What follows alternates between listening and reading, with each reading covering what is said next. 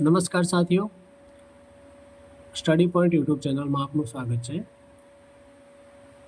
આજે આપણે જોઈશું ટાઈપ્સ ઓફ નાઉન એટલે કે નામના પ્રકાર. તો નામ કોને કહેવાય? તો કોઈ પણ વ્યક્તિ, વસ્તુ, જગ્યા, પ્રાણી કે વિચારનું ચોક્કસ નામ આપેલું હોય તેને આપણે નાઉન કહીએ છીએ. તો નાઉનના મુખ્યત્વે 5 પ્રકાર હોય છે. સૌથી પહેલો પ્રકાર જોઈએ તો પ્રોપર નાઉન. પ્રોપર નાઉન એટલે કે વ્યક્તિવાચક નામ. તો કોઈ પણ વ્યક્તિ અથવા તો વસ્તુ માટે ચોક્કસ નામ આપેલું હોય તેને આપણે કહીશું વ્યક્તિવાચક નામ એટલે કે પ્રોપર નાઉન. આપણે ઘણીવાર કહેતા હોઈએ છીએ કે પ્રોપર સ્થાને આવીને મને કોલ કરજે અથવા તો પ્રોપર સ્થાન મને બતાવ. તો જે પ્રોપર એ શબ્દ જ છે કે પ્રોપર એટલે કે એકદમ સ્પેસિફિક કોઈ પણ વ્યક્તિ માટે, વસ્તુ માટે જે નામ વપરાયું હોય તેને આપણે પ્રોપર નાઉન તરીકે ગણીએ છીએ. અહીંયા ઉદાહરણ આપેલા છે. મારું નામ રવિ છે, તો રવિ એ પ્રોપર નાઉન તરીકે ગણાય. આપણા Gandhiji, doctor B R Ambedkar સાહેબ, એ બધાના નામ અથવા તો તમારું નામ એ પણ બધા પ્રોપર નાઉનમાં આવશે. એ જ રીતે આપણો ભારત દેશ, પછી મંડે એટલે કે સોમવાર, પછી મુંબઈ સિટી, એ નામ આપેલા છે સ્પેશિયલ જે તે વસ્તુ, જગ્યા, વ્યક્તિ માટે આપેલા છે. એટલા માટે આપણે તેને પ્રોપર નાઉનમાં મૂકીશું. તો તેના એક્ઝામ્પલ છે રવિ ગોઝ ટુ સ્કૂલ. મતલબ કે રવિ અહીંયા પ્રોપર નાઉન છે, ગોઝ ક્રિયાપદ, ટુ પ્રિપોઝિશન છે અને સ્કૂલ, તો સ્કૂલ એટલે કે શાળા, એ સ્કૂલ છે એ કોમન નાઉનમાં આવશે. આગળ બીજો પ્રકાર જોઈશું એમાં. પછી બીજું વાક્ય છે ઇન્ડિયા ઇઝ માય કન્ટ્રી. તો અહીંયા ઇન્ડિયા જે છે એ આપણું પ્રોપર નાઉન થયું અને ઇઝ ક્રિયાપદ, માય પોઝેસિવ એડજેક્ટિવ અને કન્ટ્રી એટલે કે દેશ, તો કન્ટ્રી થયું આપણું કોમન નાઉન. હવે બીજો પ્રકાર જોઈએ કોમન નાઉન. કોમન નાઉન એટલે જાતિવાચક સંજ્ઞા અથવા તો નામ. એટલે કે કોમન નાઉનની વ્યાખ્યા એવી છે કે એક સરખી લાક્ષણિકતા ધરાવતા, એક સરખા ગુણધર્મો ધરાવતા નામ હોય તેને આપણે કોમન નાઉન ગણીએ છીએ. અહીંયા ઉદાહરણ આપેલા છે boy, girl, country, car, teacher. આ તો ઓછા એક્ઝામ્પલ છે. એક્ઝામ્પલ તો ઢગલું છે, કારણ કે એક સરખા ગુણધર્મો ધરાવતા જેટલા પણ નામ હોય એ બધાનો સમાવેશ આપણે કોમન નાઉનમાં કરીશું. તો એના ઉદાહરણ જોઈએ. ધ બોય ઇઝ પ્લેઇંગ એટલે કે ધ આર્ટિકલ, પછી બોય મતલબ કે છોકરો, એ આપણું થઈ કોમન નાઉન. પછી ઇઝ સહાયકારક ક્રિયાપદ અને પ્લેઇંગ એ મુખ્ય ક્રિયાપદ.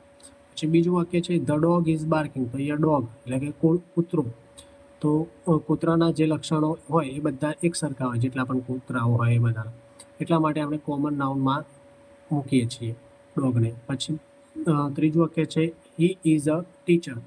તો અહીંયા હી છે સર્વનામ, ઇઝ છે સહાયકારક ક્રિયાપદ, એ છે આર્ટિકલ અને ટીચર એટલે કે શિક્ષક. તો ટીચર એ આપણે કોમન નાઉન ગણાશે. હવે જોઈએ ત્રીજો પ્રકાર કલેક્ટિવ નાઉન એટલે કે સમૂહવાચક સંજ્ઞા. સમૂહ ધરાવતા નામ. Name of a group of people, animal and thing. એટલે કે વ્યક્તિનો સમૂહ હોય અથવા તો પ્રાણીઓનો સમૂહ હોય અથવા તો વસ્તુઓનો સમૂહ હોય, એના માટે જે નામ પાડેલા હોય તેને આપણે સમૂહવાચક સંજ્ઞા કલેક્ટિવ નાઉનમાં મૂકીશું. તો તેના ઉદાહરણ આપેલા છે ટીમ. ટીમ એક વ્યક્તિ હોય તો ટીમ ના કહેવાય. એ એક કરતાં વધારે લોકો સામેલ હોય ત્યારે આપણે એને ટીમ કહીએ છીએ. તો કલેક્ટિવ, કલેક્ટ એ શબ્દ પરથી જ આપણને આઈડિયા આવે કે સમૂહની વાત થાય છે. સમૂહ એટલે કે એક કરતાં વધારે માણસો ભેગા થાય અથવા તો વસ્તુ ભેગી થાય કે પ્રાણીઓ ભેગા થાય, તેને આપણે સમૂહવાચક સંજ્ઞા કહીએ. તો એનું ઉદાહરણ છે ટીમ. પછી ફેમિલી. ફેમિલીમાં એક માણસ હોય તો ફેમિલી ના કહેવાય, એક કરતાં વધારે માણસ હોય તો ફેમિલી કહેવાય. પછી ક્લાસ, આપણા શાળાનો ક્લાસ હોય છે તેમાં એક કરતાં વધારે બાળકો હોય. પછી હર્ડ એટલે પ્રાણીઓનું ટોળું. પ્રાણીઓનું ટોળું હોય તેને હર્ડ કહેવાય છે, તો હર્ડ. પછી આર્મી. હવે આર્મીમાં ઇન્ડિયન એરફોર્સ આવે કે ઇન્ડિયન નેવી આવે કે BSF આવે, કંઈ પણ આવે, પરંતુ આર્મી એટલે એક કરતાં વધારે ટુકડી ભેગી થાય તેને આપણે કલેક્ટિવ નાઉન ગણીએ. પછી ક્રાઉડ એટલે કે ટોળું. હવે અહીંયા હર્ડ એટલે પણ ટોળું થાય, ક્રાઉડ એટલે પણ ટોળું થાય, પરંતુ ક્રાઉડ એટલે વ્યક્તિઓનું ટોળું અને હર્ડ એટલે પ્રાણીઓનું ટોળું, એટલો ડિફરન્સ છે. તો આ એક વાક્ય પણ આપણા અંદર એડ થયો. પછી તો એના એક્ઝામ્પલ જોઈએ તો અવર ટીમ વોન ધ મેચ, મતલબ કે અમારી ટીમ મેચ જીતી ગઈ.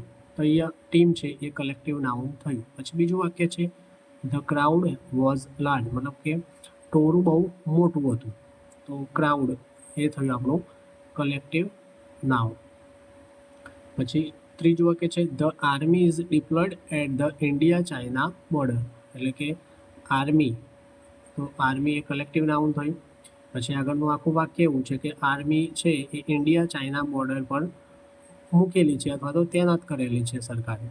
તો આ જે વાક્ય છે એ પેસિવનું વાક્ય છે, એ આપણે આગળ જોઈશું. પરંતુ હાલ આપણે જોઈએ તો આર્મી એ કલેક્ટિવ નાઉન થયું. હવે આગળ ચોથો પ્રકાર જોઈએ એબ્સ્ટ્રેક્ટ નાઉન. એબ્સ્ટ્રેક્ટ એટલે કે ભાવવાચક સંજ્ઞા. ભાવ પરથી જ ખબર પડે. ભાવ એટલે કે ફિલિંગ્સ અથવા તો એવી વસ્તુ કે જેને અડકી ના શકાય, ના જોઈ શકાય, કે માત્ર એનો અનુભવ કરી શકાય એવું હોય તેને કહેવાય આપણે ભાવવાચક સંજ્ઞા એટલે કે એબ્સ્ટ્રેક્ટ નાઉન. હવે આમાં કયા શબ્દો આવશે? તો આમાં એવા શબ્દો આવશે જે અનુભવથી આપણે અનુભવી શકીએ, ના જોઈ શકીએ, ના ટચ કરી શકીએ, કંઈ પણ નહીં, માત્ર અનુભવી શકીએ તેવા શબ્દોનો સમાવેશ આપણે એબ્સ્ટ્રેક્ટ નાઉન એટલે કે ભાવવાચક સંજ્ઞામાં થશે. તેના ઉદાહરણ છે લવ એટલે કે પ્રેમ, હોનેસ્ટી એટલે પ્રામાણિકતા, એંગર એટલે ગુસ્સો. આ બધું આપણે જોઈ નહીં શકતા, અનુભવી શકીએ છીએ. પછી ફ્રીડમ એટલે કે સ્વતંત્રતા, ડેમોક્રેસી લોકતાંત્રિક. પછી ફિલિંગ્સ એટલે લાગણી. પછી આઈડિયાઝ એટલે વિચારો, ક્વોલિટીઝ. એ બધા જે નામ છે એ બધા માત્ર અનુભવી શકીએ છીએ, એટલા માટે આને આપણે ભાવવાચક સંજ્ઞા તરીકે ગણીએ છીએ. હવે તેના ઉદાહરણ જોઈએ. Democracy is important for a free nation, એટલે કે લોકતંત્ર એ બહુ જ મહત્ત્વનું છે સ્વતંત્ર રાષ્ટ્ર માટે. કોઈ સ્વતંત્ર રાષ્ટ્ર હોય જે બીજા કોઈ દેશ પર નિર્ભર ના હોય તેના માટે લોકતંત્ર બહુ જ મહત્ત્વનું છે, જેમ કે આપણો દેશ ડેમોક્રેટિક દેશ છે. પછી બીજું વાક્ય છે લવ મેક્સ લાઈફ બ્યુટીફુલ, એટલે કે પ્રેમ જીવનને સુંદર બનાવે છે. તો અહીંયા લવ આપેલું છે, તો લવ છે એ આપણું થયું એબ્સ્ટ્રેક્ટ નાઉન. પછી લાઈફ, લાઈફ એ પણ જીવન. હવે જીવનને આપણે તમે ટચ ના કરી શકો, જોઈએ ખાલી એ આપણે જીવન પસાર કરતા હોઈએ છીએ, તો એ પણ એક નાઉન થયું. પછી મેક્સ એ ક્રિયાપદ છે અને બ્યુટીફુલ એ આપણું વિશેષણ છે. પછી ત્રીજું વાક્ય છે her feelings of happiness was obvious, મતલબ કે તેની લાગણી, ખુશીની લાગણી એકદમ સ્પષ્ટ દેખાઈ રહી હતી, દેખાતી હતી એમ. તો ફિલિંગ એ આપણું એબ્સ્ટ્રેક્ટ નાઉન હોય. પછી હેપીનેસ એટલે કે ખુશી, ખુશી એ તમે જોઈ ના શકો, અનુભવી શકો, તો હેપીનેસ એ પણ એબ્સ્ટ્રેક્ટ નાઉનમાં આવશે. હવે પાંચમો પ્રકાર જોઈએ મટીરિયલ નાઉન. મટીરિયલ નાઉન એટલે કે પદાર્થવાચક સંજ્ઞા.